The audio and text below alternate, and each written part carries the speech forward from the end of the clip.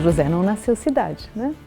Como todas as cidades brasileiras, ela nasce com povoamento indígena. Então são os indígenas, os povos nativos naturais tupi-guaranis, que aqui começaram no Rio Comprido, ali pertinho de Jacareí. Em torno de 1611, houve uma invasão muito grande do aldeamento de Barueri, aquele aldeamento perto de São Paulo, e os jesuítas, em função do medo que eles começavam a ter dos bandeirantes que estavam avançando até sobre os aldeamentos para poder pegar os índios, eles começaram, houve uma pulverização de aldeamento. Então, muitos desses aldeamentos, eles se transformaram em fazendas de gado. Foi o caso do Rio Comprido. Inicialmente ele foi uma fazenda de gado, mas com a presença do jesuíta e dos indígenas, o que configura um núcleo de aldeamento com o nome de fazenda de gado. A gente tem, por exemplo, o crescimento dessa fazenda de gado. Em torno de 1680, a gente não tem uma data precisa, o frei, o jesuíta Manuel de Leão, ele achou melhor transferir aquela localização, que estava já muito grande, para um lugar mais alto e um lugar em que ela tivesse condições de crescer.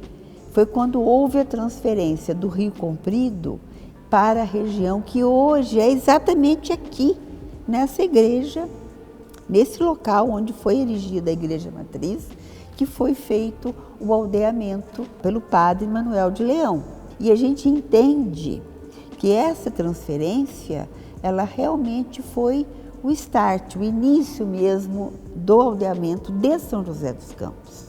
A questão colonial é uma questão que você, principalmente na região de São Paulo, você vai ver no primeiro momento, os bandeirantes, que eram os colonos, eles vão tentar escravizar o indígena e vão escravizar o indígena em várias vezes. Os indígenas são transformados em colonizados, ou seja, eles aprendem a falar o português, eles mudam a religião, eles passam a ser assalariados, transformando a sua cultura, criando uma nova forma de vida e de convívio entre os portugueses, os brasileiros, os jesuítas que aqui estavam agora e os indígenas. É um tratado entre colono, entre jesuíta e a metrópole, que não vai durar muito tempo, porque os jesuítas, com o tempo, eles passam a desconsiderar esse tratado e eles mesmos vão ao encalço do indígena para escravizar.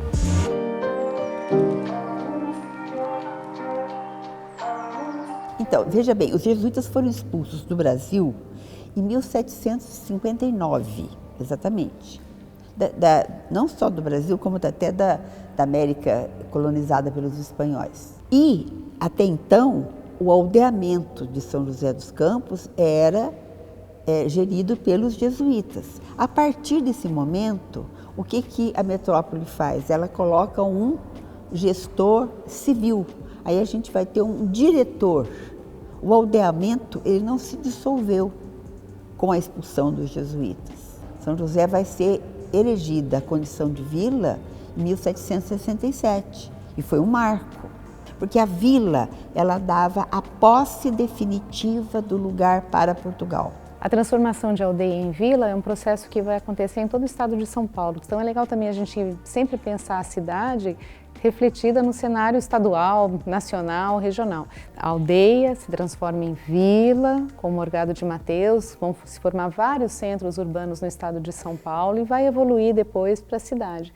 E qual é a diferença desses estágios? Basicamente, a demografia aumenta o número de pessoas, aumenta um pouco a atividade econômica, então que antes era só extrativista, passa a ser uma atividade de cultivo, assalariada, inclusive, o que é uma outra mudança do padrão indígena, e o recebimento de mais recursos, porque a partir do momento que começa a haver uma estruturação entre as províncias, o estado, cada cidade, por exemplo, vai passar a receber recursos adicionais, que vão ser usados para a estruturação urbana que se inicia.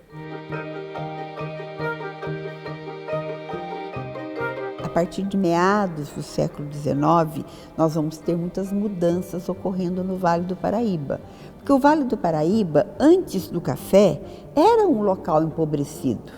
A gente tem algumas produções de açúcar que vão acontecer na região de Pinda, de Taubaté, antes do café, Lorena vai ter, tá? Mas a maioria, eles tinham mais a produção de subsistência, sabe? Era o milho, alguma coisa de arroz já tinha também, criação de porcos, de galinha. Com o advento do café, que vai começar a mudar o Vale do Paraíba, e algumas cidades vão ser grandes destaques, São José ela fica à margem. Ela não é uma cidade que se destaca na época do café. Tanto é que ela não vai ter barões, ela não vai ter essas figuras aristocráticas que caracterizaram o restante do vale. Ela tem o pequeno e o médio produtor. Algumas fazendas se destacam. Eu encontrei nos inventários o máximo, por exemplo, de escravos que algum fazendeiro mais bem aqui em Oado tinha, era em torno de 30 escravos, não mais do que isso. Ela vai produzir café como todas as outras cidades produzem, com poucos escravos, porque a população é pobre, mas é importante porque muitas teses já foram feitas demonstrando a importância da média e pequena propriedade na produção cafeeira do Vale do Paraíba. Você pode imaginar, né, uma cidade que no final do século XIX tinha em torno de 12 mil habitantes. O que é 12 mil habitantes? 12 mil habitantes não é nenhum bairro hoje de São José. Esse centro que a gente conhece aqui próximo à igreja é que vai começar a existir, porque se o núcleo inicial foi o aldeamento onde hoje é a igreja matriz, é em torno desse núcleo inicial que as primeiras casas vão começar a aparecer. O restante, né, são sítios, são fazendas que com o avanço da cidade depois são loteados e transformados em loteamentos e em bairros. Então a vila foi se constituindo e já criando assim alguma institucionalidade, né? Uma Câmara de Vereadores, alguns órgãos públicos.